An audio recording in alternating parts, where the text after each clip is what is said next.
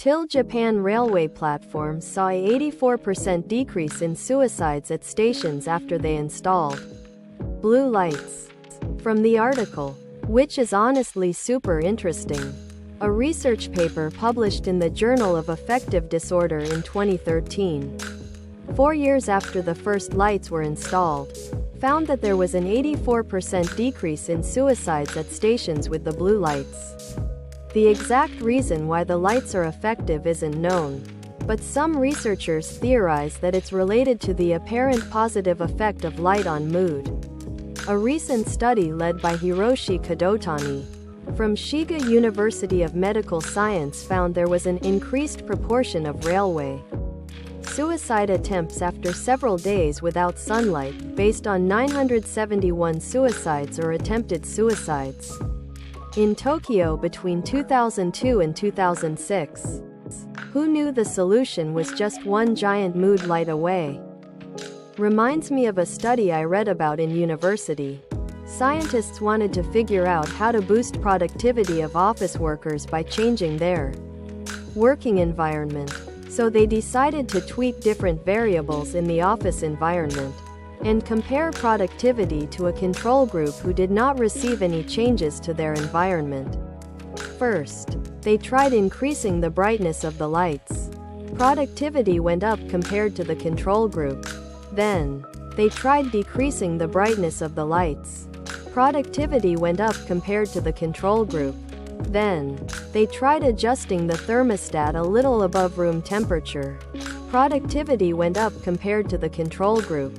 Then, they tried adjusting the thermostat a little below room temperature. Productivity went up compared to the control group. This went on and on for a long list of different variables changed in opposite ways. The conclusion was that people change their behavior when they notice changes in their environment made by management, as they feel like they are being observed or tended to. Did the suicide rates go down in general, or did people just decide they wanted a more depressingly lit area to do the deed? That doesn't sound plausible to me. So I went looking for another article. https://future/article/2019-0122-can-blue-lights-prevent-suicide-at-train-stations greater than. Unfortunately, that's not the whole story. When news reports about the findings came out, Masao Ichikawa at the University of Tsukuba took another look at the data. He pointed out that it was important to distinguish between data collected during the day and night. At outdoor train stations, during the day, the lights may be easily missed, or even turned off. Greater than Ichikawa also scrutinized a measure known as the confidence interval. Statistical analyses always carry an inherent uncertainty around a particular result, such as the size of this effect, and the confidence interval expresses the possible range of those values. Ichikawa noticed that the confidence in Inueta's paper was extremely wide, 14 to 97%. Statistically very unstable, he says. This means the actual effect could have been as low as a 14% reduction, still a significant change, but not nearly as big as the media coverage had suggested.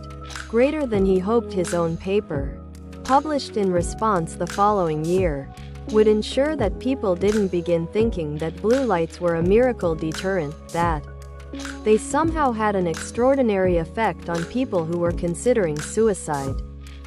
Let this be a lesson to everyone who thinks suicide is rigidly planned beforehand and inevitable, unless we imprison them or something. No.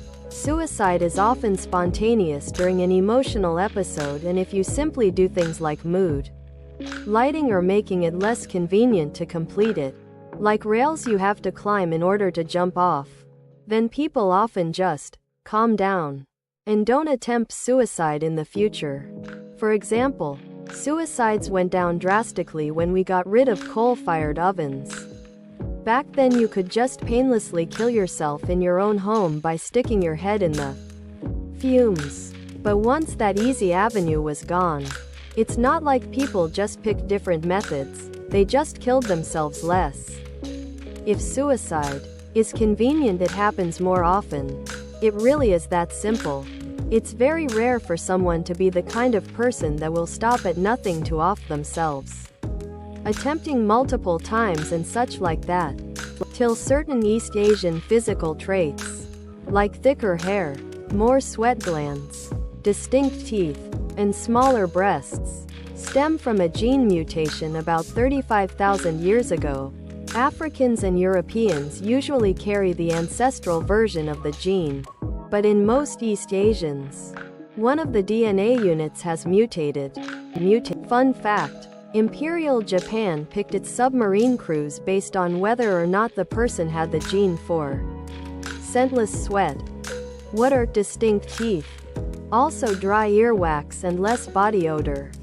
I live in Korea and my friend is a dentist. I had to get my wisdom teeth removed in an emergency. And he removed them. Afterwards, my dentist kept making fun of me for having big roots in my teeth, saying white people have really long teeth roots, and showing me an x-ray of his. I didn't know it was that much of a difference, lol. More sweat glands? Yet they often carry the gene that makes their sweat odorless? Till in 1921, conman Stanley Clifford Wayman posed as a U.S. naval officer and convinced an Afghan princess to give him $10,000 to set up a meeting with the president. He spent it on travel and lodging for her, and got her a meeting with the president. The ensuing press coverage led to his arrest. For a con man, he sure managed to deliver on his promises. Wait, so he did the thing he said he'd do and didn't make any money of it? Did he con himself? This article from The New Yorker explains the story in more detail along with a bunch of other wild stories from Wayman's life. https www.newyorker.com/magazine/1968/11/16/the-big-little-man-from-Brooklyn. It also mentions Wayman's resemblance to Charlie Chaplin, which is definitely visible in the photo. And now I can't unsee it. I think Wayman was more of an imposter than a con man. It seems he didn't do it for money, but he just liked being someone else. The New Yorker article explicitly compares him to children playing make-believe. $10,000 is a crazy amount of money for 1921. How the fuck is this a con? He spent the money feeding, traveling and housing a fucking princess. That's not cheap. No doubt he enjoyed the same luxury, but she paid for the task to be done. She was obviously okay with the price, and she got her meeting. Not a con. A business transaction. Quite honorable one. Or my moral compass is fucked up. I dunno. Till of Sarah Bartman, the Hottentot Venus, an African woman from the Khoikhoi tribe who was brought to Regency-era London to showcase her large buttocks. She was depicted in cartoons comparing behinds with Whig politician William Grenville, 1st Baron Grenville, who was nicknamed Broad Bottom. We're just going to skip over the politician whose nickname was Broad Bottom. This article is being very polite in its description. One of Bartman's other attractions was her large genitalia, stereotypically considered a common trait of women from her part of the world. Whether her parts were just naturally larger or intentionally stretched is up for debate. But either way, it gave Europeans an excuse to gawk at a woman's privates in the name of medical curiosity. Google Hottentot apron at your own risk.